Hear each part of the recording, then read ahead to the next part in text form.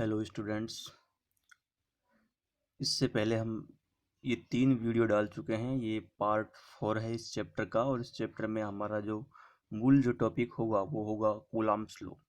तो आइएगा बिना टाइम वेस्ट किए स्टार्ट करते हैं। अच्छा, इस कूलम्ब्स लॉ से पहले हमारे कुछ टॉपिक्स रह गए हैं। जैसे हम बात कर रहे थे आवेश के संरक्षण के नियम की, कंजर्वेशन ऑफ इलेक्ट्रिक चार्ज की हम बात कर रहे थे, और इससे पहले उसका हमने एग्जाम्पल देखा था।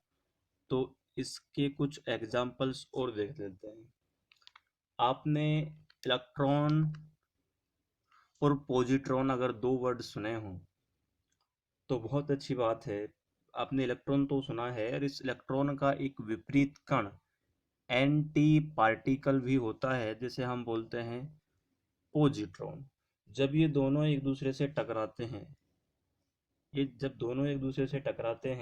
तो विद्युत चुंबकीय विकिरण उत्पन्न करते हैं।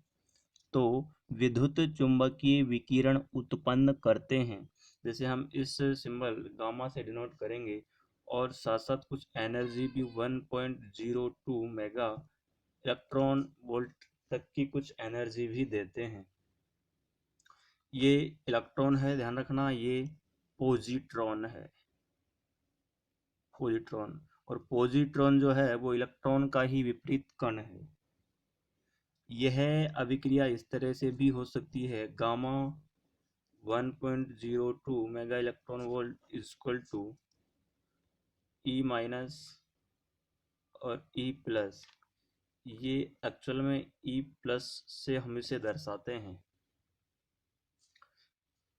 ई प्लस से हम इसे दर्शाते हैं। ये हो गया। और भी अगर हम एग्जाम्पल की बात करें, इससे पहले हमने एक पढ़ लिया था, ये दूसरा है, ये हमारा एग्जाम्पल नंबर 3 है। तो अगर हम यूरेनियम को देखें 92U238, तो इसके विखंडन को जब हम देखते हैं तो यह थोरियम 90 234 प्लस 2He4 में टूट जाता है। ये आप जानते हैं, ये अल्फा कण है, अल्फा पार्टिकल है। इधर हम अगर इलेक्ट्रॉनों की संख्या की बात करें तो 92 है, और इधर हम अगर देखें तो 90 प्लस 2 92। तो चार्ज इज कंजर्वेटिव, उधर भी 92 है और इधर भी 92 है। तो ऐसे हम एक एग्जांपल और, जैसे नाइट्रोजन की अगर हम बात करें 7N14, इसकी अगर हम रिएक्शन 2He4 से करा दें तो यह बनेगा 9F18, 9F18। या फिर और अगर हम इसको आगे बढ़ाएं तो ये टूटता है 8O17 प्लस 1H1। आप पहले इस वाली रिएक्शन को इधर से देख सकते हो, 7 और 2 9 इलेक्ट्रॉन, और इसके पश्चात अभिक्रिया के पश्चात भी 9 इलेक्ट्रॉन है, मतलब चार्ज इज कंजर्वेटिव, आवेश संरक्षित है। अगर हम इसे देखें तो यहाँ पर भी 9 इलेक्ट्रॉन है, और 8 और 1 9 इलेक्ट्रॉन इधर भी हैं। तो चार्ज संरक्षित है, आवेश संरक्षित है। ये इसके एग्जाम्पल्स हैं। नेक्स्ट हमारा जो नियम था वो नियम यह था कि आवेश का क्वांटीकरण क्या है। आवेश का क्वांटीकरण का नियम, या फिर आवेश का क्वांटीकरण क्या है, इस पे हम डिस्कस करना चाहते हैं, क्वांटिजेशन ऑफ चार्जेस। अच्छा, इस नियम के अनुसार किसी भी वस्तु पर, एनी, कोई भी हो, किसी भी वस्तु पर आवेश जो होगा, जो चार्ज जो होगा, वो इलेक्ट्रॉन का पूर्ण गुणज होगा। किसी भी वस्तु पर जो आवेश होगा वो इलेक्ट्रॉन का पूर्ण गुणज होगा। पूर्ण गुणज का मतलब है जो आवेश है क्यू बराबर plus minus n e. Plus minus इसलिए ले रहे हैं क्योंकि चार्ज जो होता है वो प्लस भी हो सकता है और माइनस भी हो सकता है, धनावेश भी हो सकता है, ऋणावेश भी हो सकता है। एन, ये इस संख्या को बताएगा। यहाँ पे जो ये एन है ये एक पूर्ण संख्या होगा। ये 1 2 3 4 इस तरह से होगा, ना कि 0.1 0.2 0.3। एन का मान इस तरह से नहीं हो सकता, ये आप ध्यान रखना।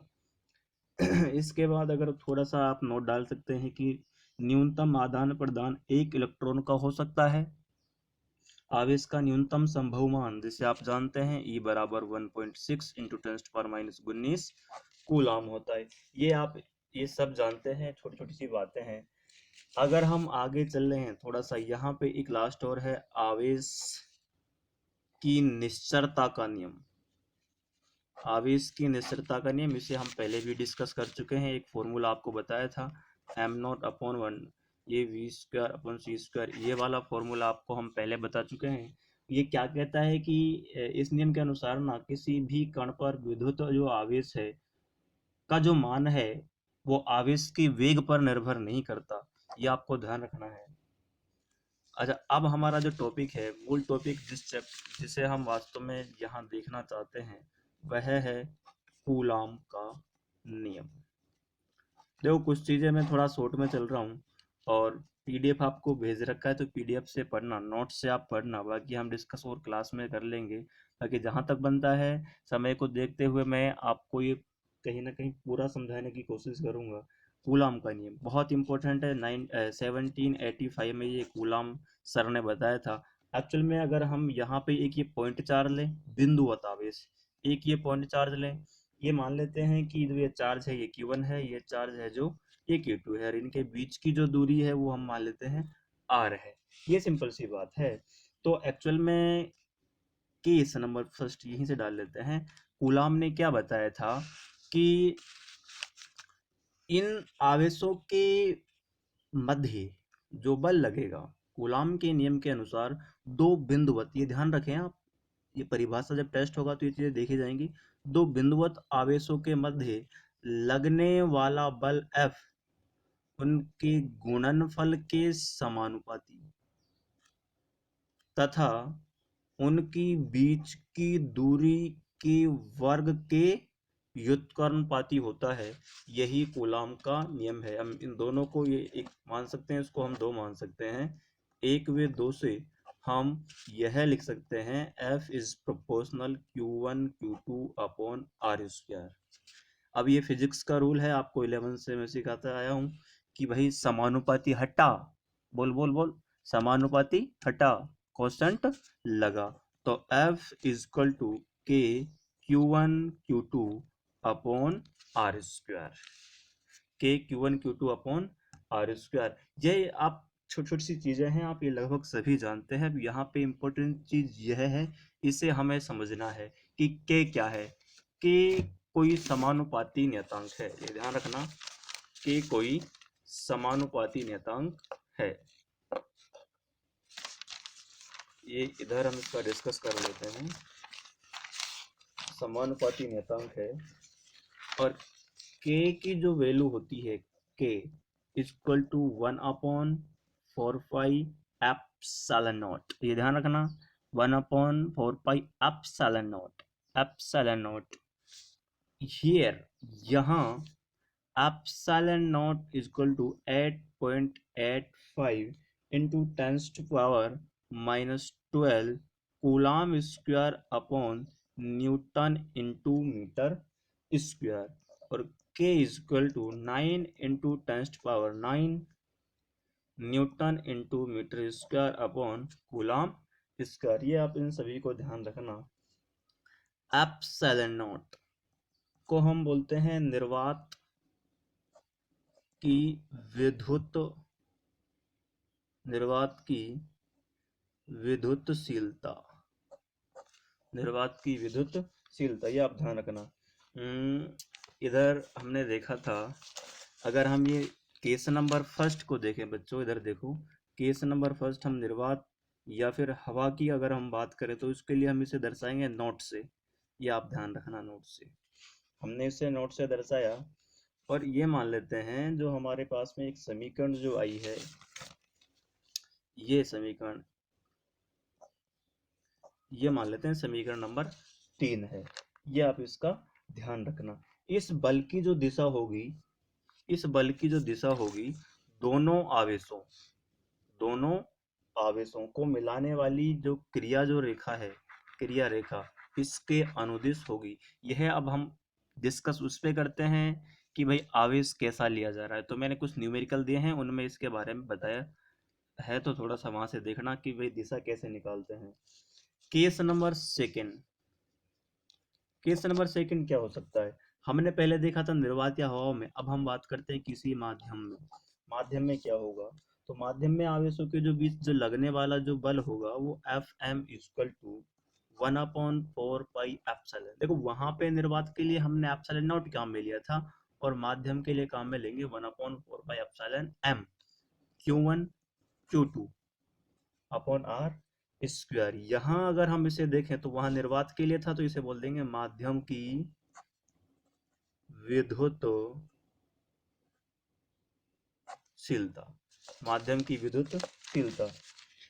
फिर आपको यह ध्यान रखना है 1/4 पाई, इस एप्सिलॉन एम की जगह में ये काम में लूंगा एप्सिलॉन नॉट एप्सिलॉन आर। ध्यान दो, epsilon naught epsilon R Q1 Q2 upon R square, Q1 Q2 upon R square. यहाँ एक नई और हमें राशि मिली है epsilon R, this is very important, ध्यान दे सभी। इसे बोलेंगे माध्यम की आपेक्षिक, ये अंडरलाइन कर लो, आपेक्षिक विद्युतशीलता, माध्यम की आपेक्षिक विद्युतशीलता, या फिर हम इसे और एक बोल सकते हैं परावेधुतांक, परावेधुतांक, ये हम इसे बोल सकते हैं। तो इसे हम समीकरण नंबर दे देते हैं 4, इसे देते हैं 5। अब आपको 3 व 5 को अच्छे से देखना है, समीकरण 3 व 5 को आपको अच्छे से देखना है। चाहे यह कह सकते हैं क्या, हमने जो ये राशि है ये किसकी जगह रखा है, एप्सिलॉन एम की जगह। तो एप्सिलॉन एम की जगह हमने क्या रखा, epsilon naught into epsilon R. इसे समीकरण नंबर 6 मान लो, ये वाला। तो समीकरण 3 व 5 की तुलना करने पर, तुलना जब आप करोगे समीकरण 3 व 5 की, तो एफ एम, ये एम चल रहा था, F M equal to F naught upon epsilon R. This is very very very important. समीकरण इसे 7 मान लेते हैं। समीकरण 7 से स्पष्ट है कि माध्यम में लगने वाला बल निर्वात में लगने वाले बल की तुलना में 1/एप्सिलॉन आर गुना कम प्राप्त होता है, ये आप सभी को ध्यान रखना है। अच्छा, इसके बाद फिर मैंने आपको टॉपिक दिया था एप्सिलॉन नॉट की विमा। आप नोट्स में देखना, जो आपको नोट्स दिया हुआ है एप्सिलॉन नॉट की विमा, तो आपको इसी सूत्र से निकालना है। तो